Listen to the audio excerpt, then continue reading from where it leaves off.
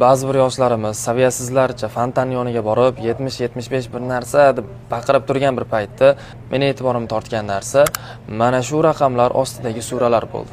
Va 70 va 75 suralarni birinchi oyatlari meni hayratdan lol qoldirdi. Bu tasodif emas bu. Yo tasodif yoki bir Alloh tomonidan qandaydir signal, fikrlaringizni kommentariyada yozib qoldirasiz. Xullas 70-sura, birinchi oyati Salasailun bi'azabin waqi'. Ma'nosi qiyomat kuniga ishonmaydiganlar Rasulullohdan qiyomat haqida o'zi bo'ladimi yo bo'lmaydimi deb mana shunday ohangda so'radi. Shu mazmundagi oyat. Va 75-sura, birinchi oyati. La uqsimu biyawmil qiyamah. Qiyomat kuni bilan qasam ichaman. Mana bu ikkala raqam ostidagi oyatlar qiyomat oyatlari.